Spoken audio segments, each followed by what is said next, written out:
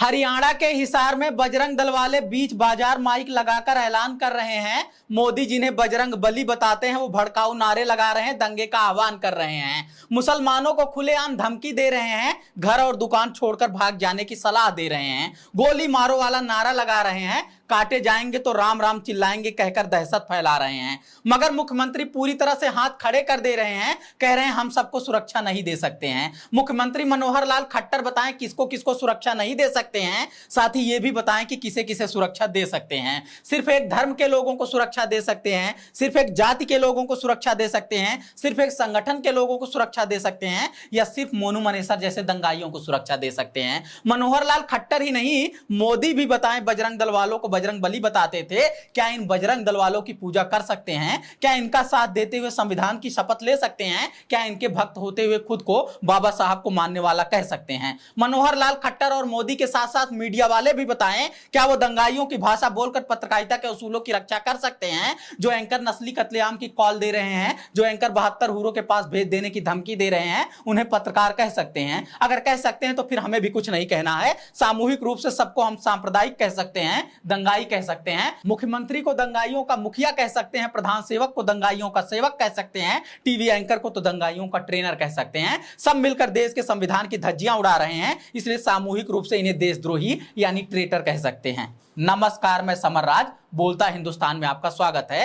एक तरफ बजरंग दल वाले खुलेआम सड़कों पर भड़काऊ नारे लगा रहे हैं, मुसलमानों को घर दुकान छोड़कर भाग जाने की धमकी दे रहे हैं, दहशत फैला रहे हैं। दूसरी तरफ हरियाणा के मुख्यमंत्री बेतुका बयान दे रहे हैं, सबको सुरक्षा नहीं दे सकते हैं कहकर मानव जिम्मेदारियों से अपने हाथ खड़े कर दे रहे हैं। 3 अगस्त तक 45 लोगों पर एफआईआर दर्ज कर चुके हैं, मगर विश्व हिंदू परिषद और बजरंग दल वालों के एक भी व्यक्ति का नाम नहीं ले रहे हैं। जो बाजार में खुलेआम धमकियां दे रहे हैं, नारे लगा रहे हैं, हरियाणा पुलिस उन पर एफआईआर दर्ज नहीं कर रही है। जो सोशल मीडिया पर वीडियो जारी करके दंगाइयों का हौसला बढ़ा रहे हैं, हरियाणा पुलिस उन्हें गिरफ्तार नहीं कर रही है। महीनों से माहौल खराब कर मोनू मनेसर न सिर्फ 3 अगस्त तक अभी पुलिस की गिरफ्त से बाहर है, बल्कि टीवी चैनलों पर इंटरव्यू दे रहा है। हरियाणा के मुख्यमंत्री कह रहे हैं राजस्थान की पुलिस गिरफ्तार नहीं कर रही है, हम सहयोग कर रहे हैं, जबकि राजस्थान के मुख्यमंत्री कह रहे हैं हमने कई बार कोशिश की, हरियाणा की तरफ से कोई सहयोग नहीं मिल रहा है। दोनों राज्यों के मुख्यमंत्रियों के मुंह तब खुल रहे हैं जब माहौल बिगड़ गया है, प्रदेश का एक बहुत बड़ा हिस्सा जल रहा है। जब जुनैद और नासिर की मॉब लिंचिंग की गई, उन्हें बोलेरो के अंदर डालकर जिंदा जला दिया गया,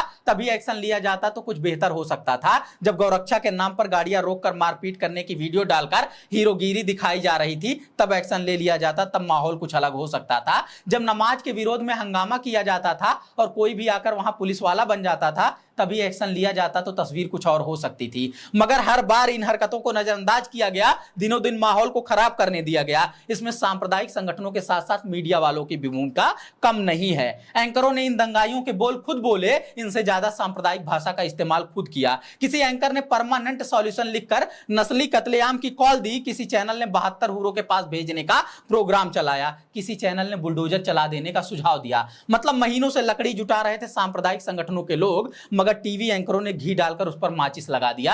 फिर हरियाणा में हिंसा भड़क गई तो शोर मचाने लगे कि देखो कैसे दंगाइयों ने देश जला दिया। चुनकर 2-4 तस्वीरों को हाईलाइट करके कहने लगे जिहादियों ने अपना असली रूप दिखा दिया। भले ही सरकार, पुलिस प्रशासन और मीडिया की सह पाकर खुद को हिंदुत्ववादी कहने वाले कट्टरपंथी संगठनों ने जमकर उत्पात मचाया है, मगर अल्पसंख्यक समुदाय को एक तरफा विलेन बना दिया। कुछ भी अनजाने में नहीं हो रहा है, सब कुछ बेहद प्लानिंग के तहत किया जा रहा है। 2024 में देश भर में लोकसभा चुनाव है, उसकी तैयारी के लिए एक तरह से ग्राउंड वर्क किया जा रहा है। 2-4 तस्वीरों को देश भर में दिखाकर बताने की कोशिश की जा रही है कि जिस एक जिले में मुसलमानों की आबादी ज्यादा है, देखो वहां हिंदुओं के साथ क्या क्या किया जा रहा है। डरो और मान जाओ कि हिंदू खतरे में है, और सिर्फ इस नाम पर वोट करो कि हिंदुत्व की रक्षा कौन कर रहा है। मत पूछो कि रोजगार बढ़ने के बजाय बेरोजगारी क्यों बढ़ जा रही है, मत पूछो कि महंगाई आसमान क्यों छू रही है, मत पूछो कि देश की अर्थव्यवस्था गर्त में क्यों जा रही है। दिन भर मोबाइल लेकर लगे रहो और देखते रहो कहां से हिंदू के मारे जाने की वीडियो आ रही है, कहां से हिंदू के पीटे जाने की तस्वीर आ रही है।